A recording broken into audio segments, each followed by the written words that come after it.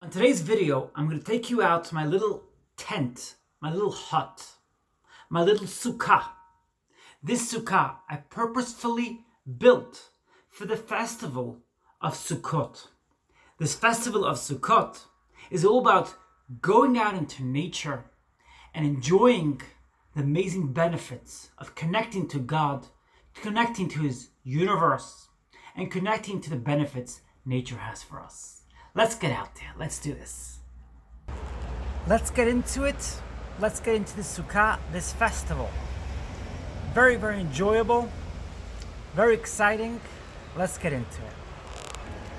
As you can see, hanging over here is a little decoration. We hang up decorations in our Sukkot, in our huts, in our festival huts. That's my little decoration. Cute little birds hanging. It's sort of like chirping, if you like. Mind the noise. I'm near the streets. Got a fire escape, which is what I'm on right now. Just wanted to show you over here. I got my little Sukkah decoration. The sunshine, which is quite useful, especially in England, when the sunshine can be a little bit scarce. Can be a little scarce. What is the point of this amazing festival? What is the point of this amazing concept of getting out into nature and enjoying that which nature has to provide? Just thought I'd mention that I'm sitting underneath this sukkah, which is a type of roof we built for this purpose. I'm not sure if you're going to get a good view. I'll try to give you a view of it. Just give me a moment. As you can see, that is what's called the schach. That literally means the roof. The roof we sit under in our sukkah, in our tent, which is purposefully built for the festival. Here we are, surrounded by nature, nature all around us. This little shed, this little tent, I'm not sure if you can see behind me the trees. I think now you can get a better view of the trees behind me. Surrounded by the trees behind me, the beauty of nature. This beautiful festival, which is all about connecting with God, connecting with the universe, and connecting with nature, and understanding our own vulnerabilities and appreciating them. Here I am sitting in this amazing shed. I do apologize for the noise behind me. It is outside. I'm surrounded by nature, and I'm once again going to give you a view, which I hope you can get, of the trees, which is all part of it. There you go. Nice view of the trees. Not many branches left. Not many branches left on the tree because it is the autumn period. And, sorry, there's not many leaves left on the trees because it is the autumn period, and during the autumn period there are less and less leaves. And then we get to the winter when there are no leaves at all left on the trees. Okay, there's still plenty of leaves left on the tree behind me over there, as you can see. So we're not doing too badly, but we should anticipate that in about 2 months, there'll be nothing left on that beautiful tree behind me. What happens when you start experiencing life through a paradigm of being happy in the moment? Your life switches like this. Your life turns around. It changes like this. Now, it's not like this, but it quite literally feels the polar opposite to what it felt before.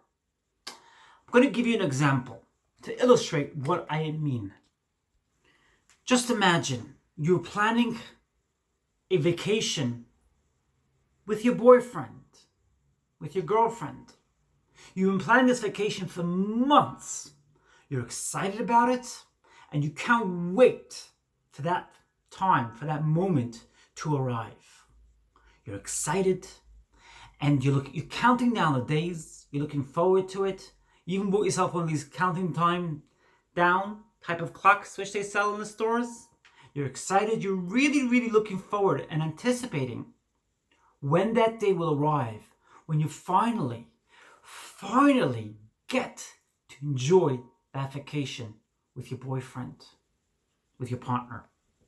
That day arrives, and you're super excited.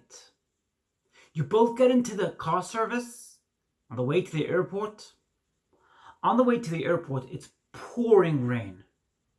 And you're like, okay, when we get to our vacation resort, it'll be sunny. I can guarantee you it'll be sunny there. It's going to be absolutely perfect.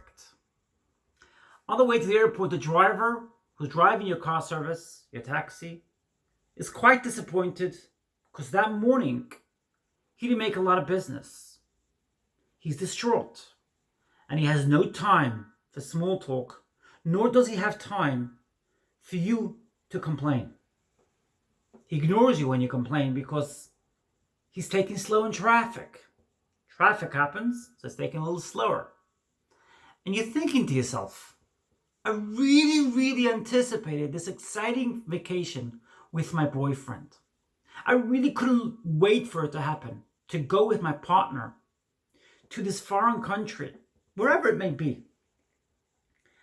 But you tell yourself and you tell your partner, okay, don't worry about it. As soon as we get to our vacation resort, it'll all turn out well. Don't worry about it. We waited for this for so long. We're not going to sour it up. We're not going to let it become disappointing and cause us to become despondent. You hop onto the plane eventually. You get there finally. Run. You get to the plane all excited, holding hands, dead excited. This is going to be it.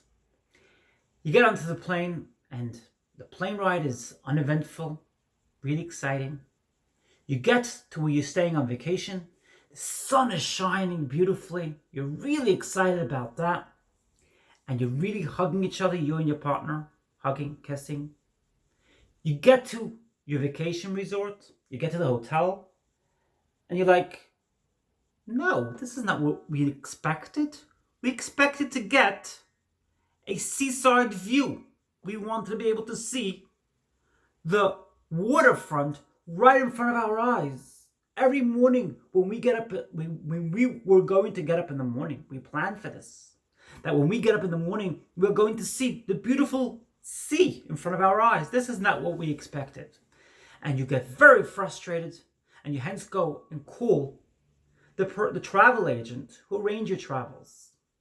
The person answers your phone, very calm and collected. How are you today? How you been enjoying your vacation? And you're like, I'm not enjoying it at all. Are you kidding? This is not what I anticipated. This is not what me and my boyfriend, my partner, anticipated. And they're like, I'm sorry. I do apologize. How can we help you? Could you please give us a room which is at the seaside so we can see the sea? We can see the beautiful waves every morning when we wake up in the morning. The person over the phone turns to you and says, I'm really sorry, but all those rooms are booked up. And you hence become very frustrated. You slam the phone down. Your partner's not impressed. Not impressed in the least. Slam the phone and the energy takes you over.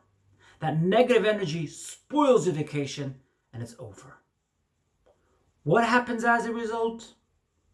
You allowed your situation to happen to you instead of for you. Your partner who's there with you is not impressed. He or she turns to you and says, what do we do this for? And he says, okay, maybe he thinks in his mind, maybe we'll give it another shot. We'll give it another chance. Maybe it would happen really disappointed my partner. I'll talk about it with her in a nice way. I'll talk about it with him in a nice way. Hopefully the next time results will be better. The point of the story is, it's a parable. It never happened to me, but it's a parable. But the point of the story is that if you allow your energy to consume you, you will get frustrated. And you'll have very little happiness in your life. You'll plan vacations. Oh yeah, sure, you'll plan vacations. You plan to go away with your partner wherever. But those vacations will be not very exciting and not those which you could look back and reminisce as times of peace and happiness and fun. What's the best approach? I'll give you another example. Because why not? You're outside and it's freezing cold. It's freezing. You could either look at the situation and say, I'm going to make the best of it. I'm not going to allow this energy to consume me. And hence, you will have reduced the pain by about 80%. Or you could go and say, oh, it's not cold again. Is it? Is it cold again? Gosh, why is it cold again? Please, God, why did you do this to me? As a result of doing that, what happens is you frustrate your mind, you're low energy, and your day is ruined. I've seen so many times people who complained about a situation, complained about a predicament. They had one problem result after another. The brain works like that. The brain works through the universe, through God's grace of the universe. And if you wanted to send you negativity, if you're in that mood, it'll send you exactly what you asked for. So be careful what you ask for.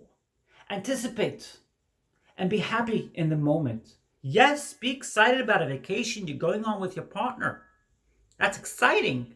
Count down the time. Yes, do that. But keep on enjoying yourself every moment whilst you're doing that. And when you go on vacation, keep your energy exactly the same, regardless of the disappointment which may or may not unfold. Keep your energy the same. Don't live whilst expecting that the external circumstances around you will help your means of calibration. Don't do that. Make yourself happy, and as a result, you will get happiness, and your energy remain high. And that's actually the message of this festival of Sukkot, the festival of huts. It's all about the concept of keeping your energy high despite being outside exposed to the weather. The first night of Sukkot, whilst I was in the shelter, it's not called shelter, it's a tent really. Whilst I was outside at my rabbi's house, it was freezing cold. But the energy in the Sukkah was amazing. The spirituality, the conversations, the discussions we had were amazing. To the point where the cold did not affect me as much. That's the message of Sukkot, the festival of Sukkot, and that's the message pertaining to the profound ingredient which will give you happiness in your life. If you enjoyed this video, press the thumbs up. If you put the thumbs up, that really helps me get more videos out there, share more of this message out there. And why not subscribe and press the bell notification after you subscribe so that you can see these amazing videos right away. By pressing subscribe, you hence give me the ability to share these great messages further and further and further. That's the way the YouTube algorithm works. The more subscribers I get, the further YouTube will share my message. The more likes I get, and the more comments I get, the further YouTube will share this message further and further. So why not leave a message as well? Why not? Feel free. Also, messages and feedback are very important for me to know which videos are enjoyable and which ones aren't. Feel free to share away this message with your friends, family, and acquaintances. Wishing you high vibes and a great weekend, a great Shabbat. And if you celebrate Sukkot, enjoy your time in the, not the shed, in the hut, in the Sukkah. Have a great weekend, a great Shabbat, and a great time. I love you.